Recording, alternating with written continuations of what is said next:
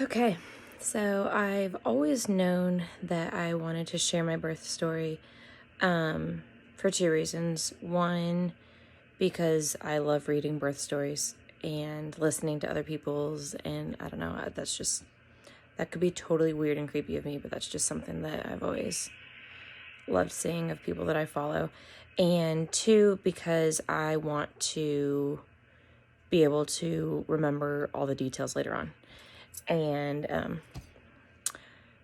if you know me, I'm very forgetful, and so I don't want to forget certain things. So I want to have this for me later on. I've been trying to figure out for like the past month or two how I wanted to have or keep all the details as well as share them, like posting it versus a video. And I think that I would just much rather watch something and listen to it than read it. Also, I don't really feel like typing all of this. So, I'm going to try to get my birth story, my postpartum, and something that happened / something we learned about that I will deal with forever in the future now, all into one video, and I'm going to try my best. So here we go. So just to preface this, at my 36-week appointment, my doctor did an ultrasound because I was sure that Liam was breech, and he was. In fact, my belly was like super lopsided. It was like all on the right side, and I could just feel his head constantly in my rib cage. But at that time, my doctor and I both didn't feel that it was right for me to do ESV, which is where they try to manually flip the baby from the outside. And so we went ahead and scheduled a C-section. I was scheduled for Friday, July 17th. Give the famous thumbs up. Which would be, I would have been 39 weeks in one day. I didn't tell anybody about this besides my immediate family. And then one person at the gym that I kind of needed to tell for scheduling purposes. And my biggest reason for not telling people was because there's already a stigma of C-section versus vaginal delivery, and I was not ready for all of the negativity about that. I've had friends, and I've heard it in person, people being told, oh, well, you didn't really deliver because you had a C-section. And at that point, I wasn't prepared for that, and I didn't know what I would have done if I had heard those comments. And then on top of that, there's another stigma of scheduling your delivery, and just some people believe in it and some people don't, and that's fine. But mine needed to be scheduled because it was a surgery, and that's where I was at, and I wasn't ready to share that with anybody. So, anyways, at my 38-week appointment, I was starting to have high blood pressure. I was checked for preeclampsia, and all was fine there, but my high blood pressure and my feet were so swollen, and everything was just hurting. And my doctor just, she just encouraged me, you just have one more week left, and I'll see you next week, and you can do this. And then she kind of joked with me, and she was like, but I will be on call this weekend if you want to come visit me. Feel free to go into labor. And I was like, okay, whatever. That's not going to happen because baby's breech, but whatever. So that was on a Thursday. So move forward to Saturday, the 11th. I woke up and my back hurt so bad, and everything was just hurting but my back. I just specifically remember hurting so bad. And we ran a few errands that day and did some stuff. I even went and got a massage, and it hurt worse after that. And I was just like, great, laying down was probably the worst thing to do for my back. And now it hurts even worse. And we went to dinner, and I was just trying to do like little things to distract myself from the pain. And I texted one of my friends at dinner, and she was like, you're in labor. You need to time these. And I was like, it's not like that. It doesn't go in and out. I can't, there's nothing to time. It would just be a constant stopwatch. And so I just kind of ignored that. And then we ran one more errand. And when we got home, my mom was like, well, maybe just go into a dark room and just lay down and relax and just see what's going on. And so I laid down in our recliner, rocking chair, whatever. And I asked Jay for silence. I made him turn the TV off. And I just laid there and I just put my hands on my stomach. I was like gripping it. And I started to notice that my stomach was tightening and hardening. It was only on the right side, which was weird. And I remember people saying like, oh, you'll feel your whole stomach tighten up and then relax and you'll know there's no way to miss it. And this wasn't like that, but it was definitely tightening and relaxing and my back was killing me. So anyways, I started timing these. I wasn't even looking at my stopwatch. I was just hitting start and stop whenever they were tightening and relaxing. And after, I mean, it felt like a couple hours, but it had been 30 minutes.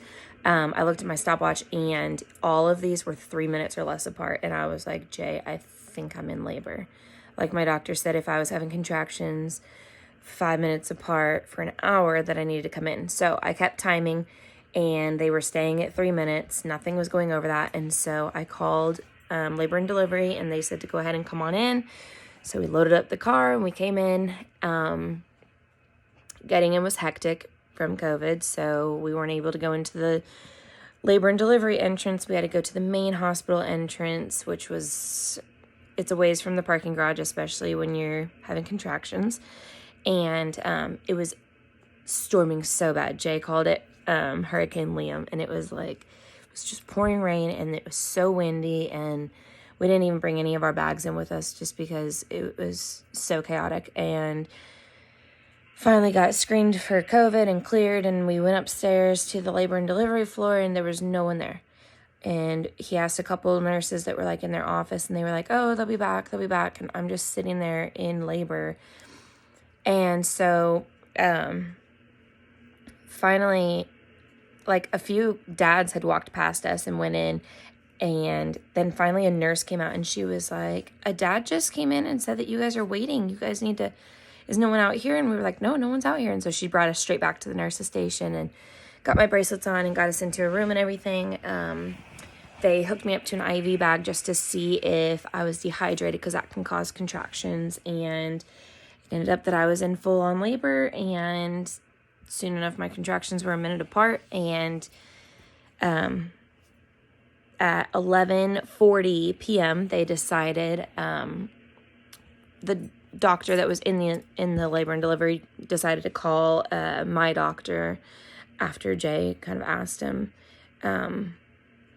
just because with the baby being breech, he wasn't really dropping, but they didn't really want to make the decision right away on doing something because I wasn't dilating. But yeah, I wasn't really going to dilate if he wasn't dropping, so it was just kind of like fighting against each other.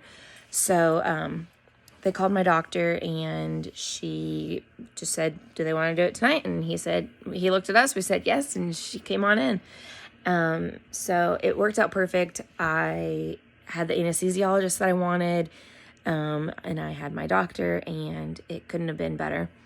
And so we went into the OR. I think I went back around I don't even know, 12:50 or 1 or something like that. Anyways, Liam was born at 1:23 a.m. And I remember, I don't know, it's all kind of fuzzy right there.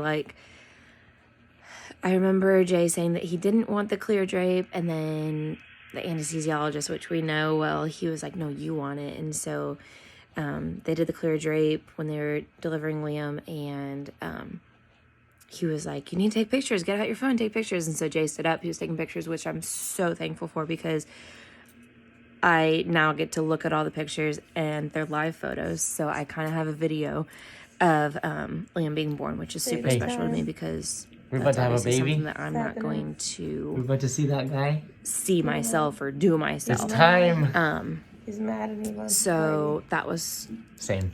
I'm thankful that he did that, and even if tuned. Made him feel woozy, I don't know. Thank you for doing that. So anyways,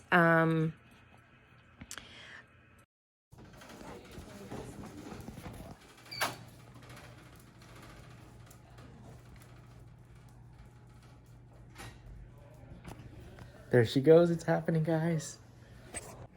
Well, I've been here waiting in the triage room. Nat's getting her whatever she's got to get done. I don't even know. But things are getting real. It's about to happen. About to meet my son. Can't wait. I'm not really sure what exactly happened after, but I remember Jay and the baby kind of went away for a little bit, and I was just kind of laying there, and then Jay and the baby came back, and then they left. It is now 1:57. I'm just waiting here in the triage room. Nat is in recovery and getting finished up. Baby is in nursery. COVID tings. Wow, y'all. Nat gave birth to a perfect 7-pound, 9-ounce baby boy, 19.5 inches at 1:23 a.m. What a night. On July 12th, 2020. That was something else. That was amazing. That was, nothing could have prepared me for that. That was special. I'm just so happy that Nat and baby made it out safe, and stay tuned to see where we go from here. And then after that, I remember my doctor leaned over the curtain and she said, Natalie, do you want to have more babies in the future? And I was like, yeah, not right now though. And I think that my heart rate must have gone up or something, because the anesthesiologist was like, do you want me to give you some meds to kind of calm you down? And I was shaking so bad. And I was like, yes, please. And so she kind of leaned back over and she was like, well, you have a uterine anomaly, and it's called unicornate uterus. Basically, it's like from the developmental stages of the beginning of your life, the left side of your uterus never developed.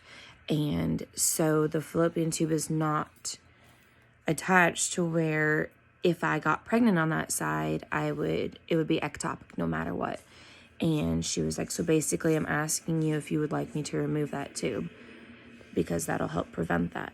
And I guess just in the moment, I was just like, well, yeah, like if that's what you would do, yes. And I remember being very matter of fact during that time. And I don't really remember them like closing me up or anything, but when I got back to recovery, I feel so bad about this now, but I didn't even tell Jay like about it. I guess I just figured that my doctor did, or that a nurse did, or somebody.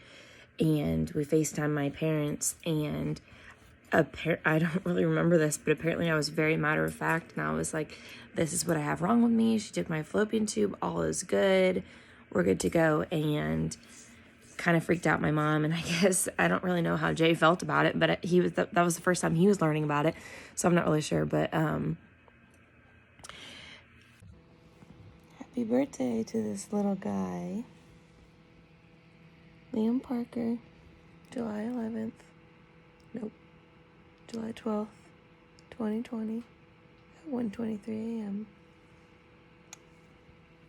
He was 7 pounds, 9 ounces, and 19.5 inches long. And as perfect as can be.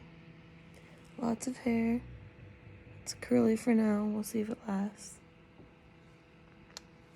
It didn't really like hit me of what all that meant. And I didn't even look it up. At that time I was calling it just a unicorn 8 uterus, not a unicorn 8. Like I didn't even know what it was called at that time. And I just wanted to see my baby, which I didn't see him for a couple hours. So hold on, baby's waking up. I'll be right back. After all that happened, obviously, well, Jay and I were in recovery, and due to COVID rules, he wasn't allowed in the nursery with Liam, which made me really kind of sad, because I wanted him to experience that, but also I didn't want our baby alone. That was like one of my biggest fears of having a C-section, was that meant I couldn't have my baby in the room with me the whole time, but I thought that Jay would get to go. Well, he didn't, but it's okay. It's okay. So again, I had Liam at 1:23 a.m. I didn't get to, well, we finally got to our room at like 3:50. And I didn't get to personally hold Liam until like 3:57 a.m. or something. So yeah, that hit me harder later on than it did at that time. At that time, I was just like, I felt like it had been 5 minutes and I was so excited, and yeah, but I'll go back to that later. So at that time I was holding him, and we kind of got into our room and stuff, and Jay got all the instructions from the nurse, and I had a nurse that was talking to me about my meds and all that stuff. And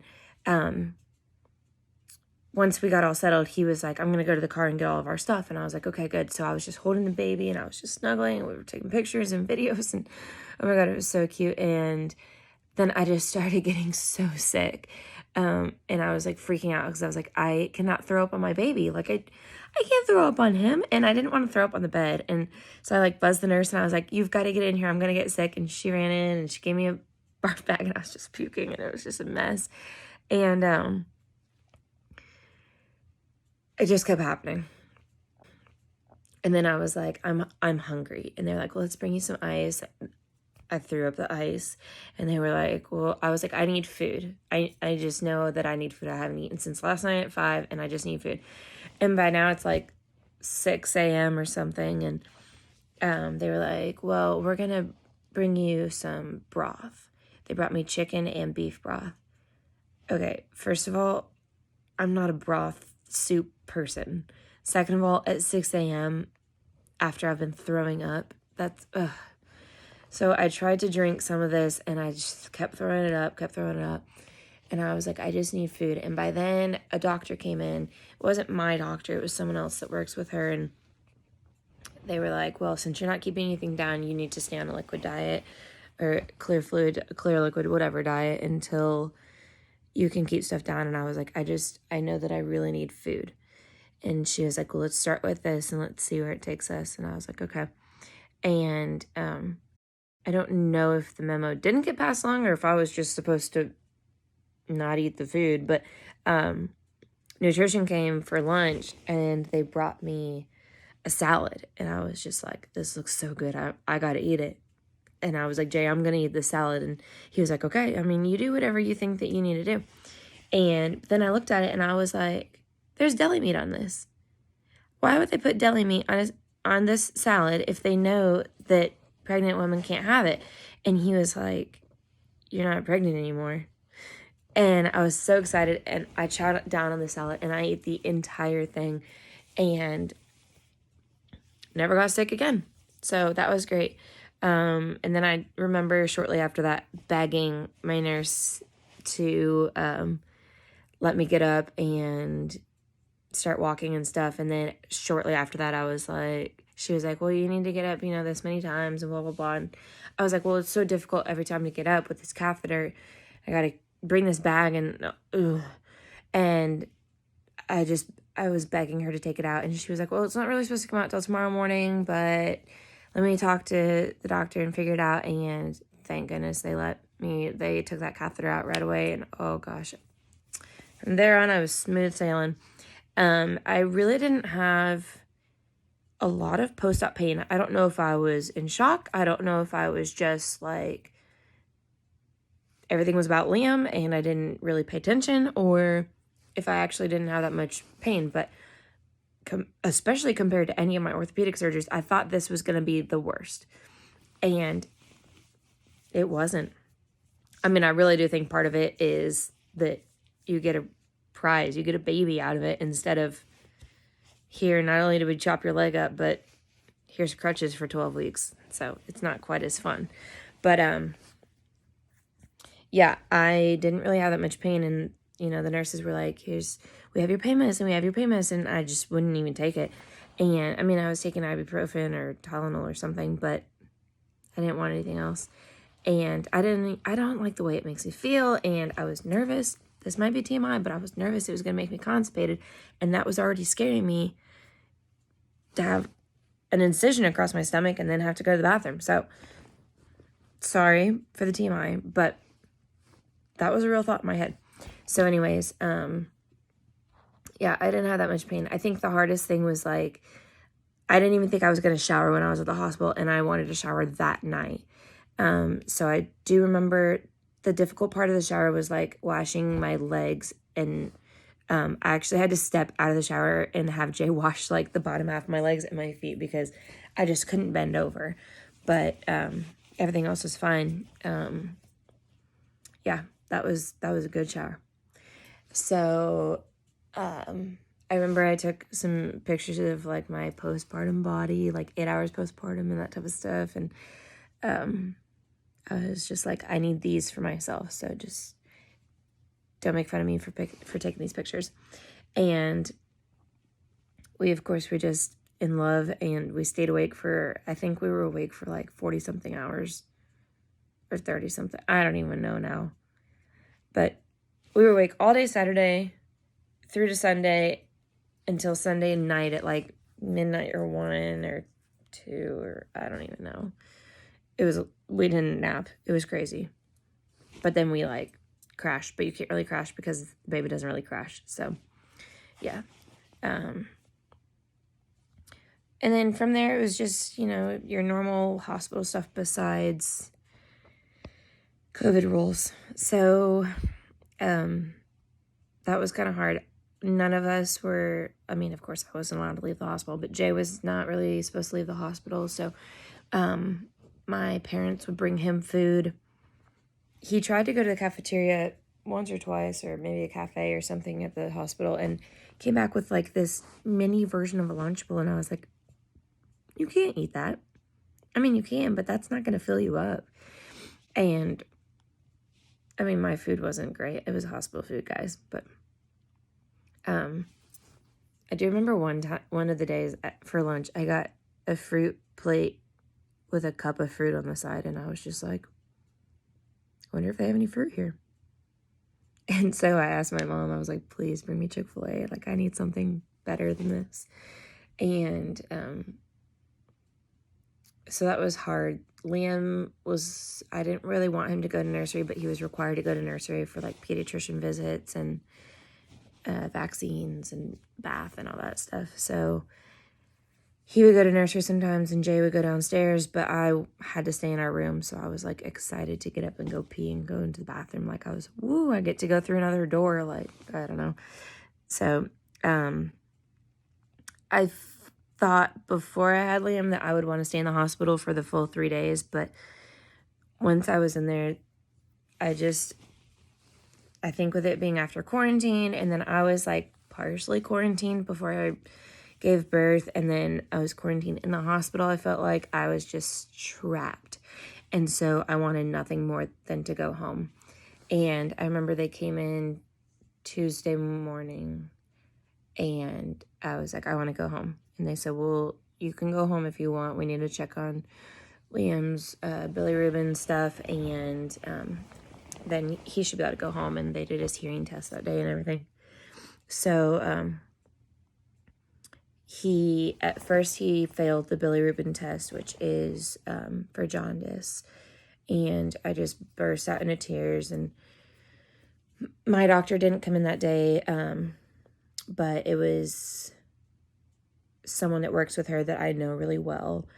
And I coach her daughter, and I just really respect her. But she came in right after the pediatrician left and was like telling us that we probably had to stay another night because he was jaundiced. And she was just like, how are you? And I just burst into tears, and I couldn't even control myself. And I was just crying because I didn't want to be there anymore. And I just wanted to be home. I wanted my parents to meet him. It was just so hard. It was harder than having him, it was harder than the whole pregnancy. Like, it was just hard. And, yeah. So she, she just reassured me, and there's ways around this, and depending on what it is, he might be able to go home, or maybe the test was, a little bit wrong or whatever. So they were doing a blood test, and she was like, maybe I'll just come back in a few hours and see how everything's going. And when she came back later, I think it was early afternoon, maybe, she was like, I have your discharge paperwork, and Liam passed his bilirubin test, and we were good to go. We just had to see the pediatrician the next day. And oh God, I cried. I was so excited. And, but then I was like, what if we go home and my mom is at the gym? And I was like, that would crush her. And so I had to FaceTime her. And when she saw that I was FaceTiming, she saw that, like, I was dressed up, like, not in my hospital gown. And she saw that Liam was in his coming home outfit. And so she just knew right away. And Jay loaded up the car. I mean, I don't even know how he carried so many bags. But he loaded up the car and met us downstairs, and off we went. Which, that was kind of funny too, is, I guess, due to COVID, I'm not really sure, but Jay had to push me in the wheelchair holding Liam down to the car instead of, like, a nurse or someone taking us down. So that was kind of funny. But yep, we got loaded up in the car and we drove home. And when we got home, the balloons and letters and stuff that were from Liam's baby shower were out, and it was so cute. And I just burst into tears, of course. And my parents got to meet him, and then my sister got to meet him later that night, and it was just so exciting. So yeah, that's definitely something I won't forget. I, of course, didn't video it, so that's awesome. But that's something I won't forget. But hopefully with future kids, they can come to the hospital, because that was hard. And hopefully I'll enjoy my time there more next time. So, as for postpartum, I didn't really have too much, like, pain or anything, but, besides, we did have a team camp, and I promised myself that I would be there no matter when I had Liam, unless I was in the hospital. And so, it was a 3-day camp, and I went for a couple hours the first day, and then the next 2 days I stayed the whole time, and I didn't do anything. I didn't coach. I didn't, of course, spot or anything like that, but I walked the whole building up and down so many times with Liam wrapped onto me, and I was so sore and so swollen the next couple days. And I remember kind of having, like, a breakdown that I didn't want to tell anybody that I was hurting, but that was the first, like, actual postpartum pain that I had, and that was bad. So I had to take it pretty easy after that, but other than that, nothing too bad. But I was, of course, so emotional every day, and I was just like, everybody said that this would happen, but I've never been, like, the emotional person. And oh God, it was so hard to just, like, cry at the drop of a hat. I mean, whether it was a song, or Jay said something, or my mom said something, or Liam looked at me, or there was one morning where I was, like, crying in the living room, and my mom was like, what's wrong? And I was like, Liam spit up in his sleep. Like, he could have choked and I didn't know it. And she was like, honey, if anything was wrong with him, you would have known, but babies are gonna spit up. It's okay. And I was just like, okay, I need to take it down a couple notches. Like, everything's okay. And so, yeah, that was a little bit crazy. So this started to go on, and I think about, like, 4 weeks postpartum, maybe, I was just like, am I still supposed to be crying this much? And, a couple of people that I talked to, they were like, oh, yeah, it's normal. And I just, like, I had a thought of postpartum depression in the back of my head, but there was also parts of me that were like, well, no, because postpartum depression is where you are upset that you had a baby, or you wish that that never happened, or you want to get rid of them, or you don't want to take care of them anymore. And I was just like, I don't feel any of that. And so I just kind of let it go. About a week and a half later, I noticed I was getting more and more sad. And I was just like, I only wanted to be with Liam, and I only wanted to take care of him. I just, like, there was zero. I was getting ready to start thinking about going back to work at 8 weeks, and zero part of me wanted to go back to that, even though I missed everybody so much, especially the girls that I coach. Zero part of me wanted to go back. I was just like, it's okay. They're better off without me, and I don't even know how to coach anymore. Because on top of being out for 8 weeks with a baby, I was out for 3 months with COVID quarantine. And so I was just like, I haven't coached full time in the gym in almost 6 months. I don't know what I'm doing anymore. I don't know how to coach. They probably don't even know who I am anymore. And I was just like, Liam only wants me to take care of him, or he won't know me anymore. And I don't know, just all these crazy things that of course don't make sense, but at the time they did. And so I talked to a couple moms, and they were like, you probably need to call your doctor. And I messaged our pediatrician, and she said the exact same thing. And so I called my doctor the next morning, and she said that I needed to come in, and I went in to see her, and you do like this little postpartum survey screening thing. And I took it when I was, I think at my I don't even know. It was like 2 weeks post-op or 3 weeks. I don't remember. And everything was fine. Everything was normal on it. Well, this one was 6 weeks postpartum, and she came in and she was like, things got worse, didn't they? And I was like, yep. And I just burst into tears. And of course, she's the best doctor ever. And she just, she was there for me. And she talked about postpartum depression, how common it is, especially with COVID right now and all the quarantining. And you just feel even more isolated. And it was just something for me that was hard to hear, because I've never really been like an emotional person. And then on top of that, I remember at the very beginning of my pregnancy, she mentioned something about women who go through postpartum depression. And I was like, I don't even lean towards depression. I'm not going to have that. And by that time, I definitely had postpartum depression and postpartum anxiety. The anxiety was hardcore. And I'm slightly an anxious person anyways, but this was bad. So she recommended a medication for me and got me started on that, and then also recommended that I see a therapist. And at first I was just like, whoa, that's a little too much. But I was like, you know what? I need to do what's best for me so that I can take care of my baby. So, and so that my family doesn't think that I'm like going off the deep end. And just so I can feel better and feel myself. So I went ahead and met with this therapist, and she does other therapy, but she's specifically for postpartum.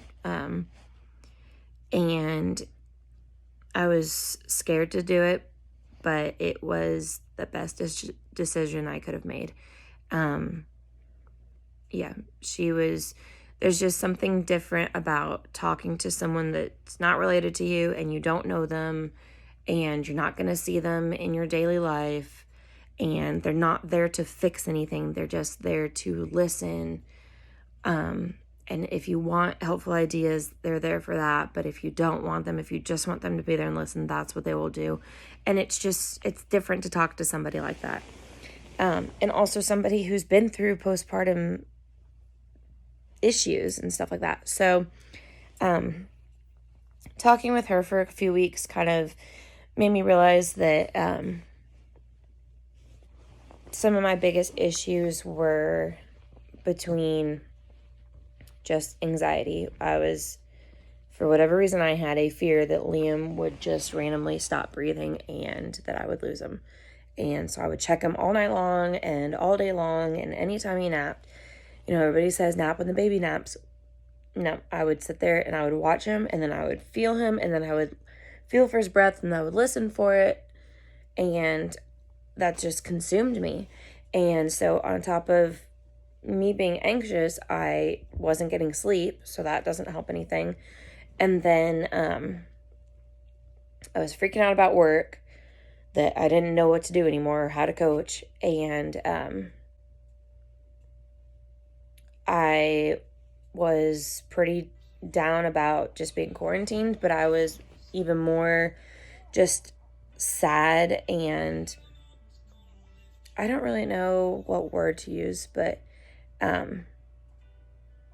just really, I guess, frustrated that I didn't get the ending of my pregnancy that I thought I would get. When I found out I was pregnant, it was like me talking with people about like planning different baby showers and who's going to come to the hospital, and I wanted to have a birth photographer, and I wanted to have a hair and makeup person come the next day for newborn photos, and none of that happened. Yes, I got to have a baby shower, and it was probably the coolest baby shower I've seen, but it wasn't what I had envisioned. Didn't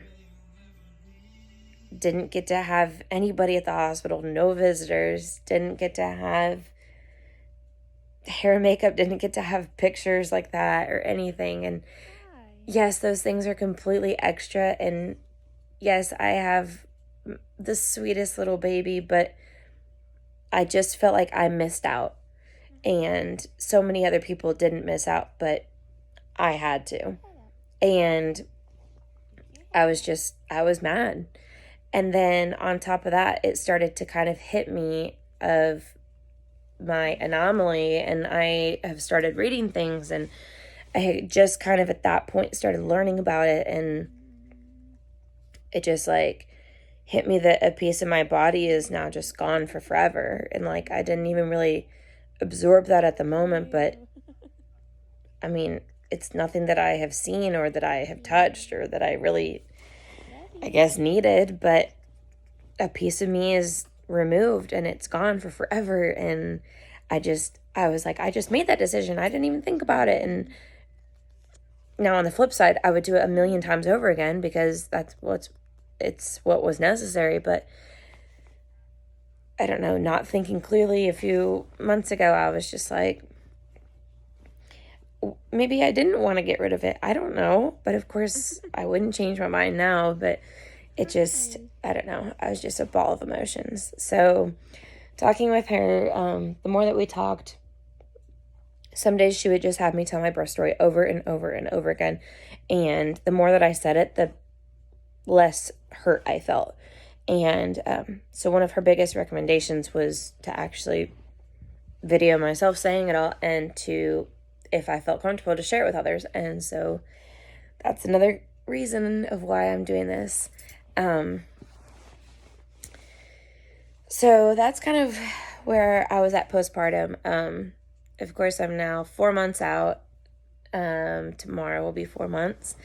And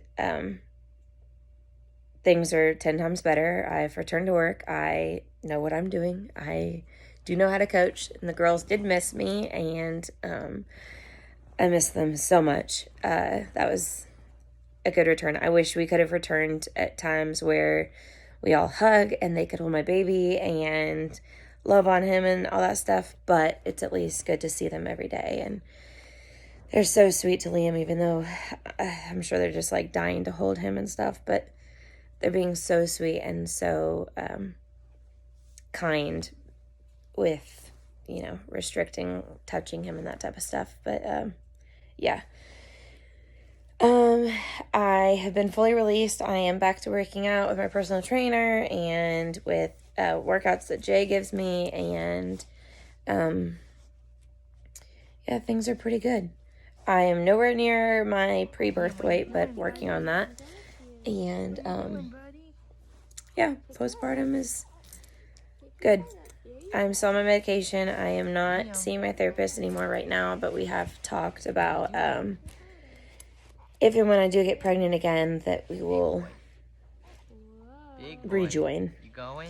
So, as for that goes, yes, Jay and I do want more kids. No idea when. Right now, we're just going to soak up our time with our perfect little boy. But as far as my uterine anomaly goes, I'm learning more and more about it every single day. I don't think I'll ever know everything about it. I don't know if there is everything known about it out there, but I've kind of learned some facts and stuff over time, and I've learned that there are several uterine anomalies, but this is the most rare one. Again, it's called unicornate uterus, so instead of it being like my uterus and then it branches into two, mine only branches into one. So I am a right-sided. It's just called UU for short. And that kind of explains a few things from my pregnancy where I always felt like Liam was on the right side. I would sleep on my left all night long and wake up and he was still on my right. I could like push on my belly and nothing. As far as like kicking and movements, I could feel him kick for quite a while, but starting around like 32 weeks, I didn't really feel him much anymore. And the other part of this anomaly is that your uterus is only 50% of the size that it's supposed to be, up to 50% of the size it's supposed to be. And so he just ran out of room. So, I mean, that's amazing that I even held a 7-pound baby in there. But yeah, well, a little over 7.5 pounds. But yeah, he ran out of room. We joke around that that he had a studio apartment instead of a full house in there. And another thing was that since he was breech early on, he stayed breech. He just had no room to flip. And so basically, any future babies, if they are breech, then they will just stay breech, is kind of how I'm understanding it. I will have C-sections in the future. It's not really ideal for me to try to deliver vaginally now that my uterus has been cut through, but also because it is smaller, I'm a little bit more high risk. So we'll just go through with the C-section. For me, it was easy enough, and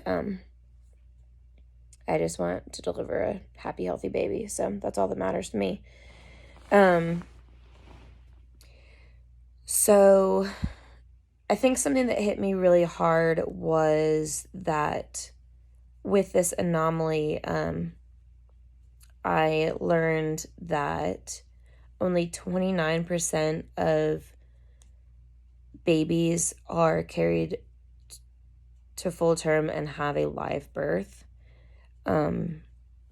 if their moms have unicornate uterus. And that, when I learned that, it just hit me really hard, because after I found out about my anomaly, I've kind of thought of, I think all babies are miracles. I mean, only moms can say they grew a baby, a whole human inside them. So that's pretty amazing. And I always kind of took it for granted when people said that, but until you do it, it's something special to feel a baby kick and hiccup and all that stuff inside you. So that's crazy. But ever since Liam was born, I've kind of said that like he's a miracle baby, because it just so happened that when I got pregnant, it went through the right tube and it didn't end up ectopic. And how did I carry this baby without us even knowing? Like, I didn't go to a high-risk doctor, and because why would I? I had a normal pregnancy, and I mean, we didn't know about it at all. And there's just like precautions that I'm sure we would have taken had we known about it, but we didn't. And we just kind of treated it like a normal pregnancy. And thank God everything turned out fine. But, yeah.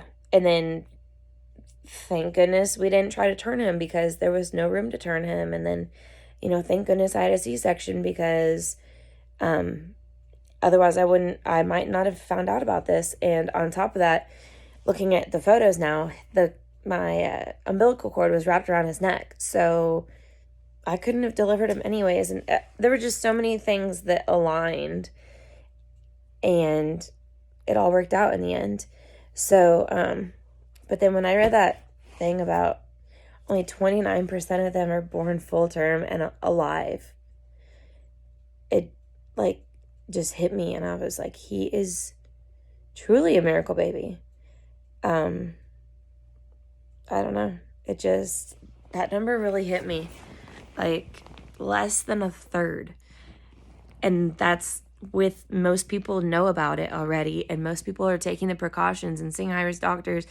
And I was just happy-go-lucky. First time pregnancy.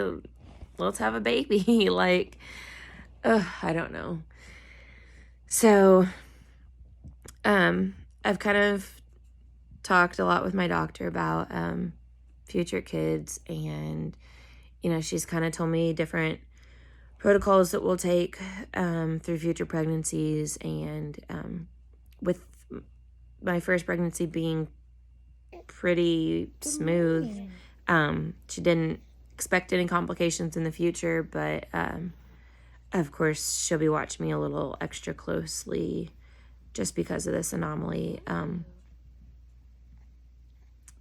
So, I mean, there'll be more to come in the future if that ends up happening. And I guess I'll just kind of find out as we go.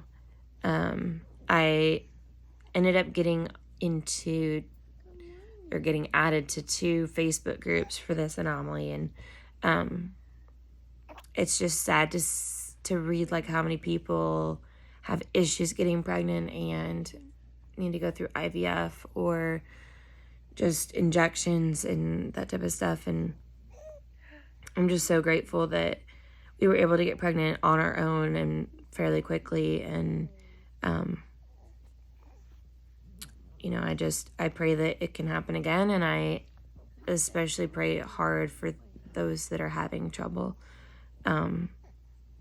Because that was honestly one of my fears talking to Jay about having a baby, was what if it took a while, and what if we need to go through IVF or something like that, because I feel like that's all that you hear about is the people who either failed or struggled. So when I did get pregnant, I remember wanting to write something or post a video or something about the good side and that it can happen naturally and easily and healthy and that type of stuff. But I couldn't find the right way to say it, because I personally know people that have struggled or that have gone through IVF or needed some other type of help. And I would never want to offend anybody who has gone through that, because I cannot even imagine. But I want there to be stuff out there about the people who didn't struggle, because all I've ever heard about is people that struggled, because you don't hear from the people who didn't struggle, because they're also scared to hurt people's feelings. And so, I don't know, it just made it seem more common to me than it actually was. And I hate how common it is, but it made it seem more common to me than it actually is. And it made me feel like slightly rushed to start trying, because what if I fell in that category? And again, I'm just so thankful that I didn't. And my heart goes out to anybody who struggles, because I cannot even imagine. But that is really all I have to say about that.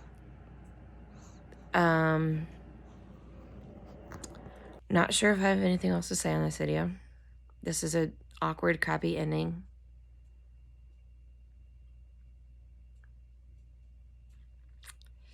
Yep, I think that's about it. Today it is exactly 1 year since the day I found out I was pregnant, and that was a hectic day, but that is a different story for later on. Okay, I'm finally done with this video.